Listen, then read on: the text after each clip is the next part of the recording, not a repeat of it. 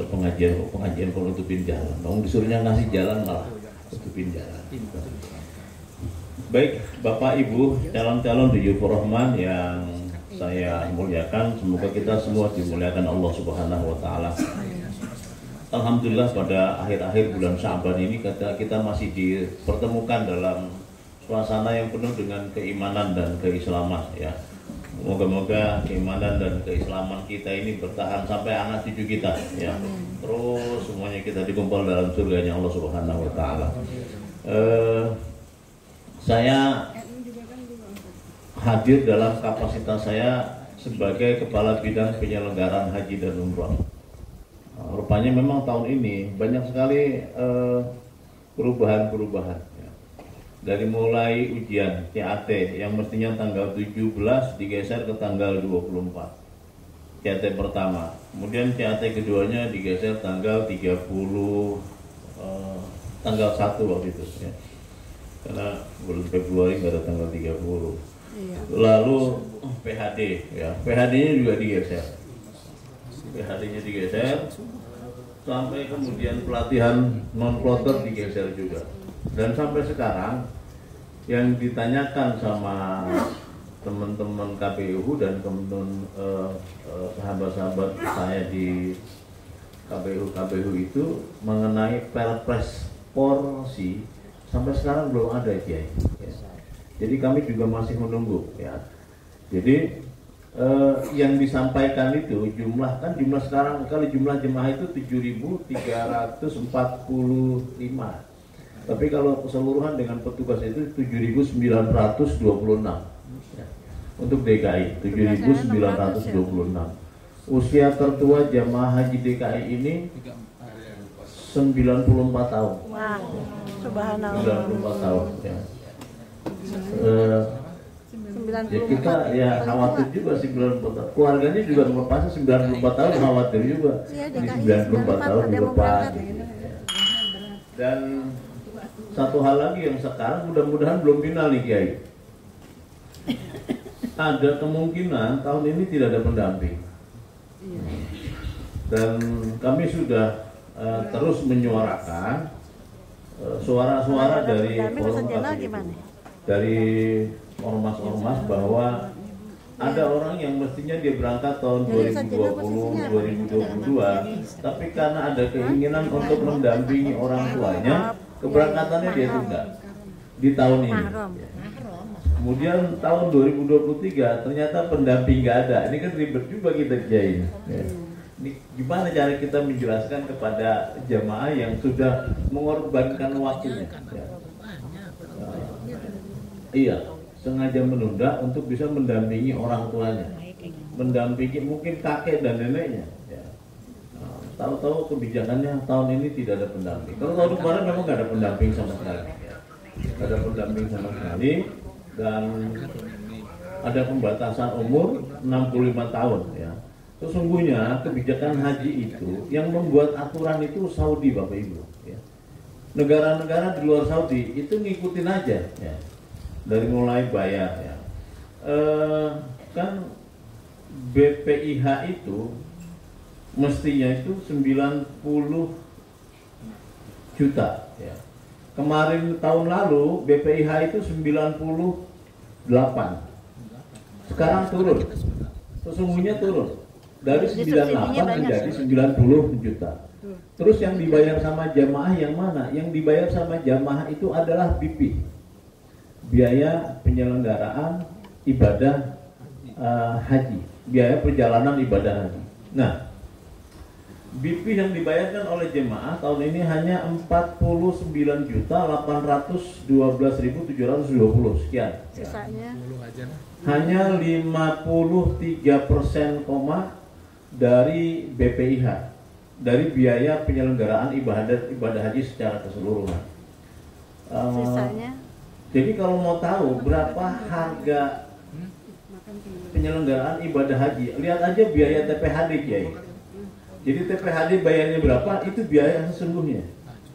Nah kemarin ibadah haji itu biayanya 98 juta, tapi jamaah hanya membayar 39 juta saja. Ya. Itu kan cuma berapa itu? 40. Iya. Nggak nyampe 40% dari BPIH. Kurangnya dari mana? Kurangnya dari optimalisasi.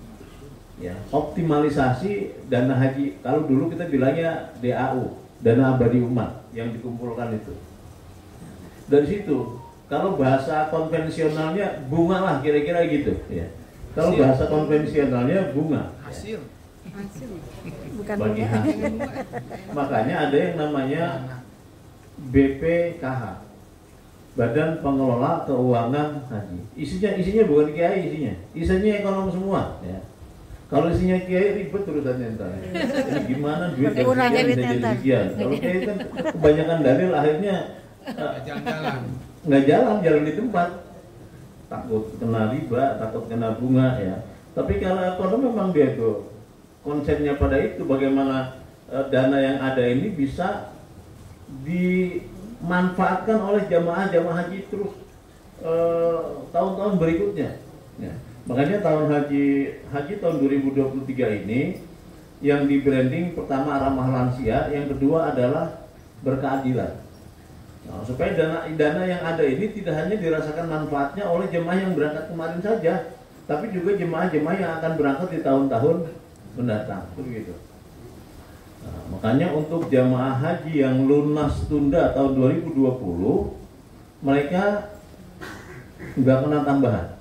Lunas tunda. Kalau yang lunas tunda tahun 2022 itu kena tambahan 9.300.000. Kenapa? Karena kalau mereka tidak membayar 9.300.000, BPKH itu harus nalangin 70 miliar. Begitu ya. Jadi lunas tunda 2022 itu kena tambahan 9.300.000. Sedangkan lunas tunda 2020 mereka free, nggak kena tambahan. Nah, yang berhak lunas tahun 2023 itu kalau mereka sudah bayar 25 juta tinggal menambahkan 23 juta sekian. Nah, gitu. Itu juga diambil dengan perhitungan apa ya? Untuk kemaslahatan orang banyak ya. Kalau nggak begitu, dana yang ada sekarang kalau bertahan dengan angka yang kemarin itu hanya bisa menalangi 5 tahun ke depan saja. Setelah itu chaos. Ya. Indonesia ini bersyukur hajinya diatur sama pemerintah. Mesir, India, Pakistan, Bangladesh, negara-negara itu nggak diatur. Begitu tahu berapa ongkos haji, ya sudah yang punya uang sejumlah itu bayar. Sehingga kelompok-kelompok tertentu seperti petani, pedagang, buruh dan lain sebagainya sampai kapanpun mereka sulit untuk berangkat haji. Kenapa? Susah cari uang segitu di tahun yang saat itu susah. Ya. Kalau kita kan enggak. Ya. Makanya ada yang namanya waiting list. Jakarta kalau ada yang daftar haji saat ini dia harus menunggu 26 tahun. Ya. 26 tahun. Ada turun lagi 2 Masih hidup, Mbak. Yakin aja lah pokoknya. Makanya untuk membesarkan calon jemaah itu sekarang itu kalau orang sudah membayar setoran awal dan dapat nomor polisi, disebutnya bukan lagi calon jemaah, tapi disebutnya langsung jamaah haji. Nah, itu gitu. Buat ngedein hati, kira-kira gitu. Udah jadi jamaah haji. Kan gitu ya. Kok bisa sampai ada 97 juta? 90. Iya, kuota normal. Kalau kemarin Bapak Ibu ngecek di Pusaka atau di Haji Pintar, Lansia nggak boleh. itu yang mestinya berangkat 2023 itu bisa mental itu 2030 sekian. Kenapa? Karena si sekohatnya itu masih sistemnya itu 46%. Kemarin kan cuma 46% jemaah yang diberangkatkan. Ya. 46%. Jadi enggak, ini kok saya mentalnya jauh amat ya. Mestinya 2024 jadi 2030 sekian. Kenapa? Karena memang di sisi sekohatnya itu masih 46%. Ya. Kalau sekarang sudah 100%. Bahkan Indonesia ini menjadi prioritas yang paling pertama untuk diberikan tambahan jamaah sama otoritas Saudi. Waktu itu Paling banyak, 60 karena paling banyak 46% itu jamaah haji itu sekarang jamaah haji udah Indonesia. 100% dia 20. Dan paling gampang ngetarinnya jemaah haji Indonesia dah ya. Biasanya pernah perniknya banyak rame, pokoknya kalau kira-kira rame itu Indonesia tuh, gitu ya. Iya, pokoknya kalau rame itu jemaah haji Indonesia. Makanya pemerintah dalam hal ini Kementerian Agama tahu betul itu suasana kebatinan orang-orang Indonesia. Batik haji itu hanya dipakai pada saat berangkat sama pulang. Ya. Tengah-tengahnya silakan pakai apa aja boleh ya. Kadang-kadang ada yang keterlaluan juga, ada yang pakai kaos partai. Ya namanya juga orang Indonesia, apa aja ada ya. Ya enggak apa-apa ya. Itu, yang begitu-begitu nggak masuk syarat, nggak masuk rukun, nggak masuk sunnah juga bukan ya. Hanya yang penting pakai baju lah, yang penting itu ya. Nah, saya ingin katakan bahwa pembatasan usia itu sepenuhnya menjadi keputusan otoritas Saudi. Kemarin itu di DKI Jakarta ada 8 orang yang umurnya itu 65 tahun lebih sehari. Kan ngenes ya, ngenes lah ibarat. Ibaratnya kalau kita mau jalan ke puncak, kena buka tutup tol Ciawi, kita mobil pertama yang di depan penutupan itu, kira-kira begitulah. Kan nyesek itu, wah, ditutup jalan di Ciawi itu mau ke puncak, mobil kita paling depan ditutup, wah. Waduh, kira-kira begitu. 2 jam deh. Tapi itu keputusannya keputusan Saudi, bukan keputusan pemerintah Indonesia. Ya. Nggak bisa. Kenapa? Visanya nggak terbit. Visanya nggak terbit. Kalau menikah ya nggak apa-apa. Ya. Paling tangkap sama askar, dikeluarin ntar pasca hukum, gitu. Begitu Pak. Otoritas Saudi itu kalau udah nangkep orang, itu ngeluarinnya ntar pasca hukum, begitu selesai. Ya. Lawang orang Saudi saja kalau musim haji mau wukuf itu nggak boleh masuk ke Mekah itu orang Saudi ya.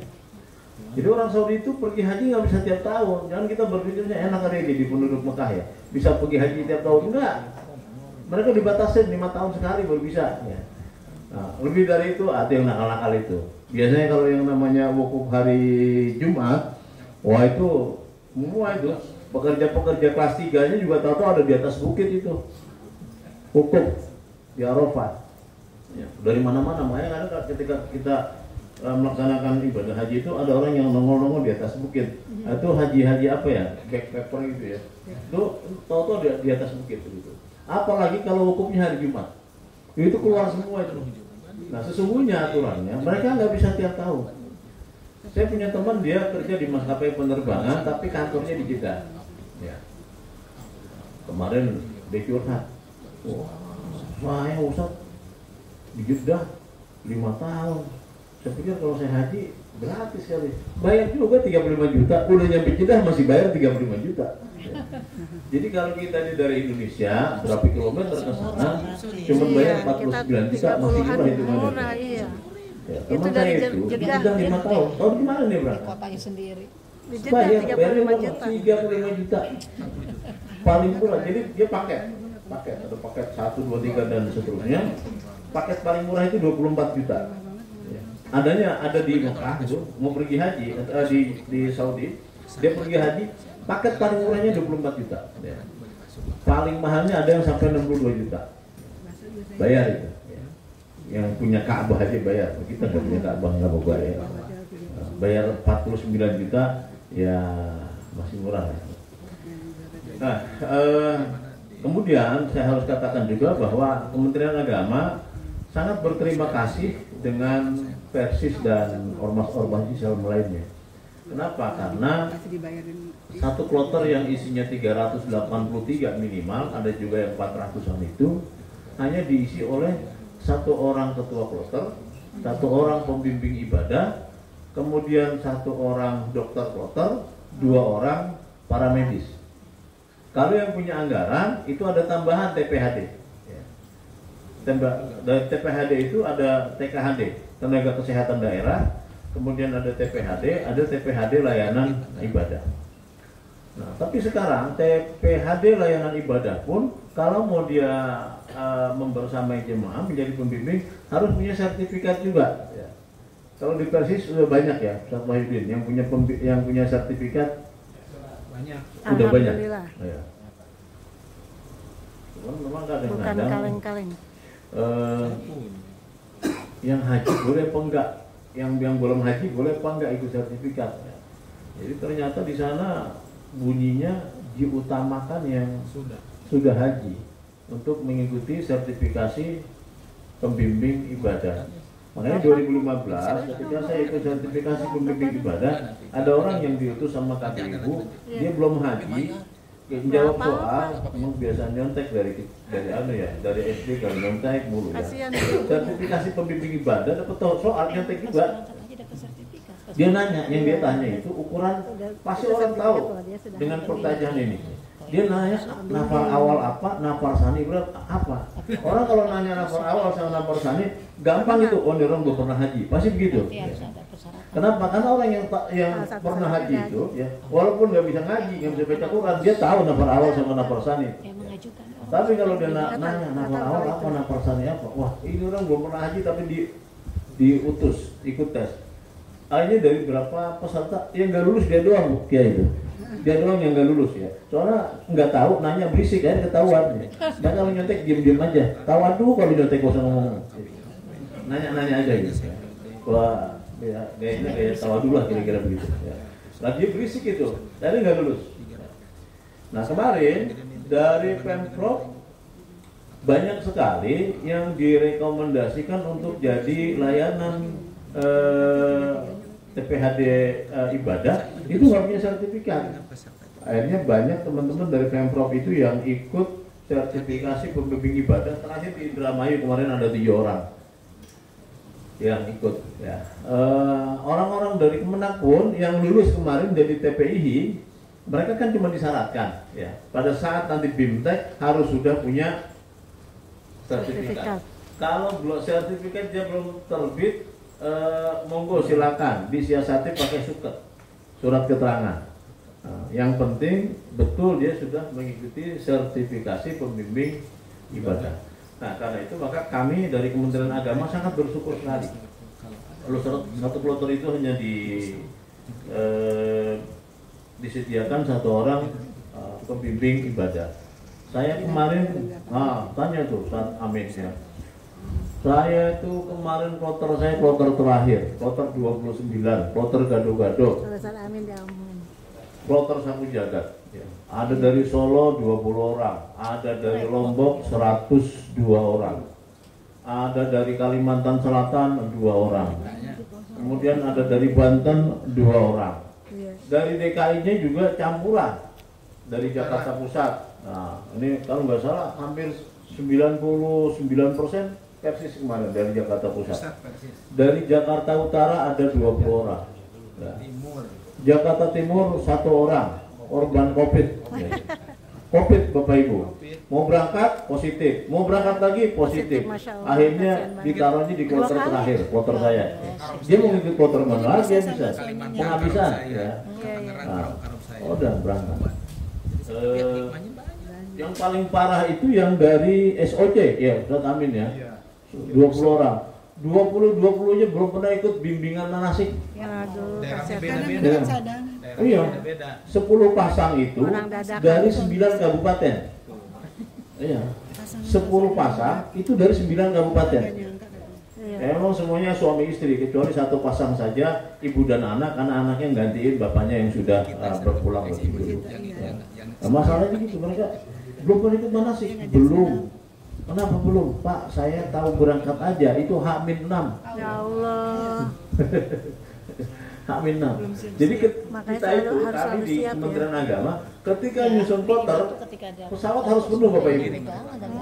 Pesawat harus penuh. Kalau pesawat kosong, kurang 20,